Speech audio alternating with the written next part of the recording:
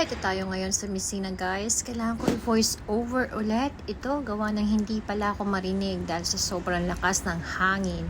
At hindi naman ako makapagsalita ng malakas dahil nagtitinginan nga ang mga tao sa paligid ko.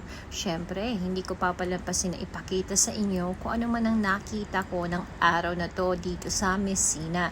Naimbitahan nga kami sa isang okasyon, event, at sinamantala ko na kumuha ng mga nakita ko dito nga sa cathedral at kaninang mas maaga pa nagpunta rin kami sa Cristo Rey. Dahil ako yan namangha sa mga nakita ko sa loob ng cathedral, inisip kong i-share sa inyo to. Kamangha-mangha nga naman guys ang architecture at design nila na pinakita sa amin sa loob sa museum at kung paano ni-restructure yung simbahan ng Piazza Duomo. Ito, nakita nyo sa likod ko guys, medyo maulap-ulap pa dahil kakalabas nga lang ng hanging araw. Nung nagpakita ang araw, naglabasan naman ang mga turista na nakikita nyo sa paligid ko. Ayan. Patapos ng event, nag-aantay na lang ako pero babalikan natin ang mga nakita ko sa loob ng cathedral. Ayan, maulap pa nga. Sana naman ay huwag bumagsak ang ulan bago po matapos itong video na ito. Ayan, so tara na, pakita na sa inyo yung mga officers, ex-officers at existing officers. Ayan, nagpi-picture taking pa sila at medyo meron tayong babalikan ng kaunti sa Cristo Rey. Ayan, dito mga lapida ng mga namatay na sa giyera nung araw at mabilisan na kami doon kanina. Nag-selfie ako na makarating sa Piazza Duomo. Ayan nga yung harap ng Piazza Duomo guys. Ito ang ceiling ng loob ng cathedral. Napakaganda. Hindi ko mahanap ang tamang salita para i-describe sa inyo ang delicate design and intricate, the beauty of the intricate designs that they've made. This the infrastructure, center altar, meron rin pwesto mga choir, yung lamp na yan, napakaganda, part ng history at considered one of the antiques na pinakatatago nila. Yan. Hindi ko na nga maisa-isa sa inyo guys. So, mabilisan na lang to. Pahapyo na lang talaga. At meron ako ditong ipapakita mamaya na po pwede nyong i-google. Ayan ang mga maliliit na piraso ng mga alas, pendants, necklaces, hikaw, lalagyan ng kandila. Napasiko lang, ang dami nilalagyan ng kandila, At ito nga, yung golden manta. I-google nyo yan guys, golden manta sa Messina at mababasa nyo ang history niyan kung sino ang gumawa. Ang golden manta na yan ay half copper and gold, Balikan natin ng altar. Sinusubukan kong i-close up ngayon ang part na kung saan may mga design sila ng mga intricate angels, saints, yan, na di mo mawari kung paano nila nililinis yan dahil I'm sure hindi po pwedeng pupunas-punasan lang yan. Syempre, naalikabukan yan pero malamang binabrush yan, special brush para hindi masira ang mga mosaic na nandyan. Pinaghirapan, pinagkagastusan, ayan. Isipin nyo na lang, ang simbahang ito, ang cathedral na ito ay nasira nung araw at kapiraso lang sa kanang parte ang natira. Nire-instructure nila, pinagbuhusan ng panahon, ng oras, ng pondo at ngayon ay patuloy na binibisita ng mga turista para masilayan at makapagkuha rin ng pictures as memory nila. Dito mo makikita ang kulturang Italiano na pagdating sa arte, napakataas nga naman talaga ng antas ng art. Ayan. Ang ceiling, may design. And marami pa guys. Marami pang part dyan. So, enjoy the next clips. Ipagpatuloy nyo lang panoorin yan. Mga apostolo na nasa paligid, isa-isa sila. Turista, makikita nyo, ini-enjoy din ng singing, so enjoy nyo guys ang mga susunod na clips at babalikan pa natin ng dahan-dahan para masilayan nyo rin kung ano ang nakita ko, Thank you for watching!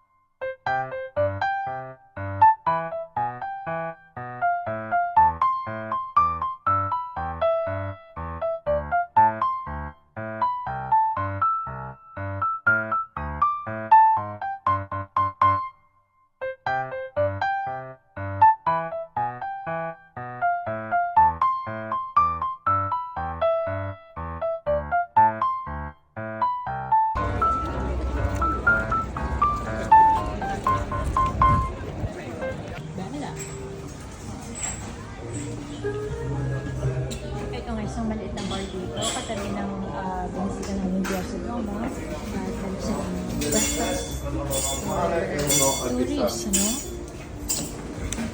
Ayun ang may dining sa labas. Ayan. Ang ganito buo. Alam niyo ba guys na ang breakfast dito sa Italy ay may dalawang category, salty and sweet or salad para sa